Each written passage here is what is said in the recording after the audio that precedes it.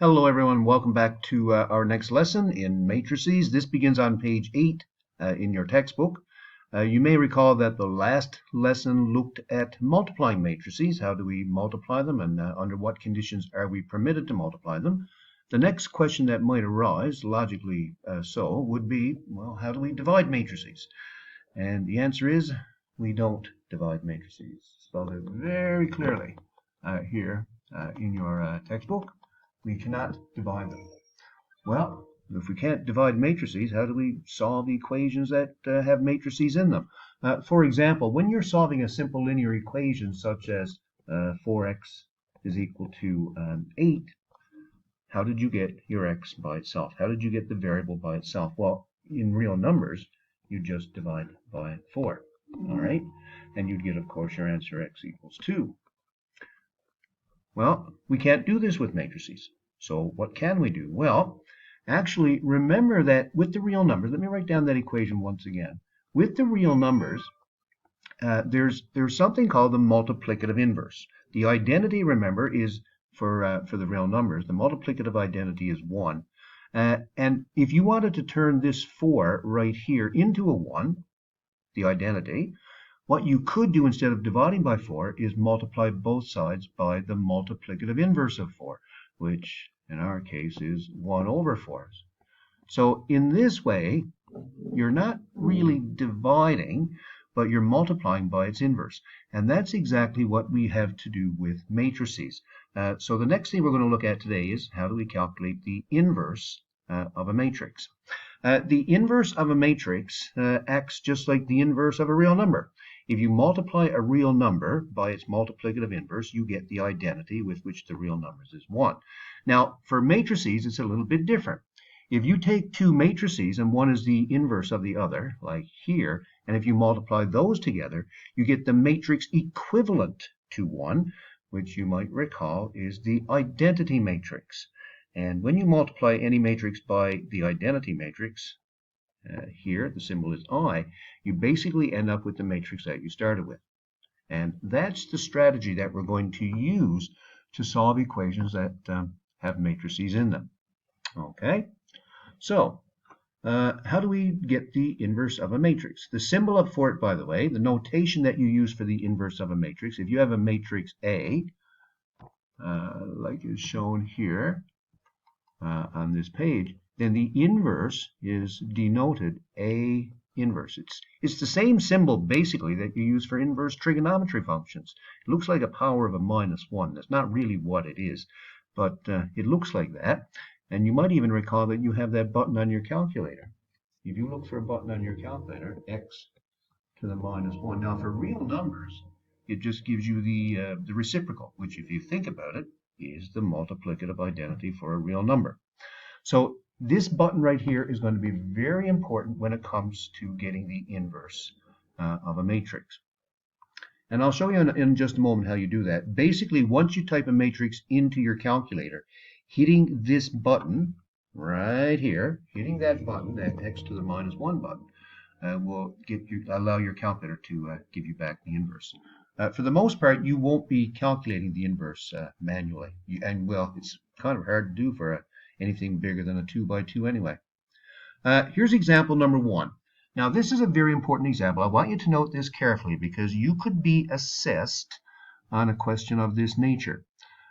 We have two matrices. One is called matrix A, right here. The other is called matrix B, right here. They're asking you to multiply together A times B in that order. Remember that the order for multiplying matrices is important.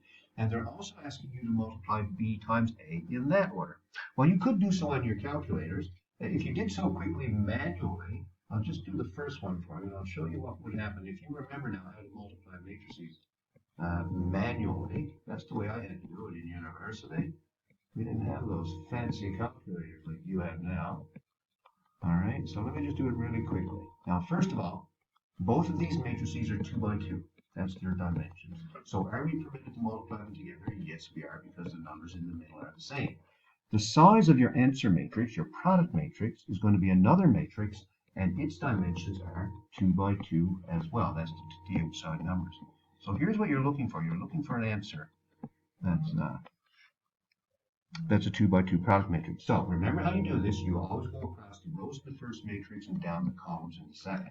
So to get the answer that goes in row 1, column 1, you have to multiply 1 multiplied by 7, which is 7, and 3, negative 3, sorry, multiplied by positive 2, which is 6.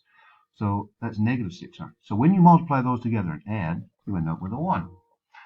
Now, let's try multiplying row 1 by column 2, and that will give us the number that goes right here. So 1 times 3, well, that's a 3. Negative 3 times 1, well, that's a negative 3. Add them together and you get a 0. Next, we go to row 2, column 1. So we have negative 2 times 7, well, negative 14. And then positive 7 times 2, which is positive 14.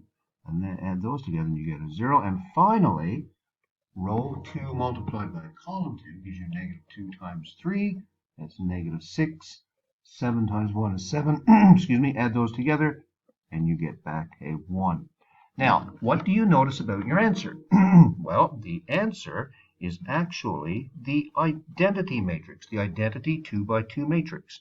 And what this means, now you should also show the multiplication in the other order, by the way, but if you do, if you multiply b times a, and that should be shown, blah, blah, blah, you're also going to get 1, 0, 0, 1. Now remember, we said multiplication of matrices in general is not commutative, right? In other words, the order does matter. However, if they're inverses, if the two matrices are inverses, then the order will both give you, either order will give you the identity matrix back for your final answer. So what do you notice, and what would your conclusion be? We can conclude,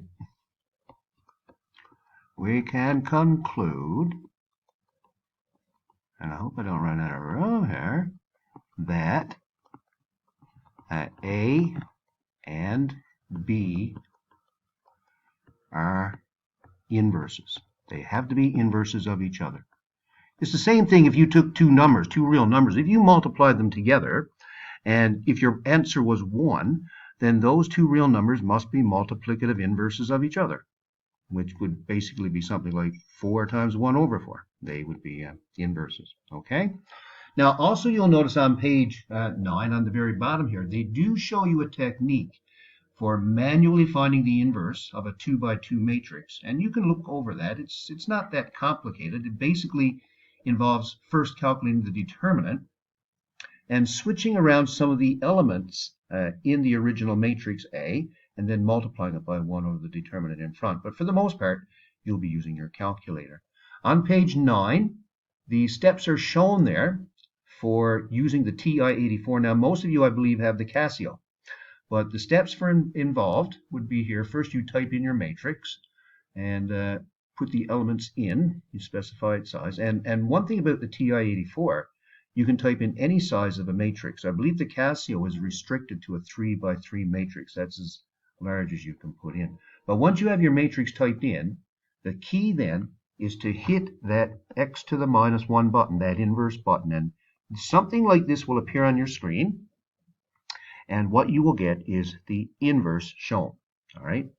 It's probably not even really necessary to write down the inverse, but you're going to be using the inverse in the next section, which involves solving certain equations, solving systems of equations, and you're going to be using matrices. Beautiful method, beautiful, beautiful method. You're never going to want to use Kramer's rule again after you see the way that you can use matrices to solve a system of equations as opposed to determinants. So there's a few practice questions, I believe, now on page 10. And it just says use your calculator, graphing calculator if you have the TI-84 or the Casio, to find the inverse of the following matrices. So it's just basically a little bit of practice with using your calculator to get those. And you can also do it with practice number 1, 1, 2, 3, right there. Now, if you have the Casio, you can't do number 3. You won't get anything that large on a quiz or a test anyway. But if you have the TI-84, you could try it. You could put it in just to see how it works. But for the most part, using your calculator to get the inverse is absolutely fine. Okay. So I'll stop there for today. You can try those practice questions if you like. Get used to your calculator, ladies and gentlemen. Make sure that you know how to use your whatever model you have, how to use your calculator to come up with the inverse of a matrix and how to type in a matrix in the first place. That's absolutely vital in this course. You have to know how to use your calculators. All right. So I'll stop there. We've got one more lesson to go, solving linear equations, and that will be in my next video. All right. So thank you very much, and bye bye.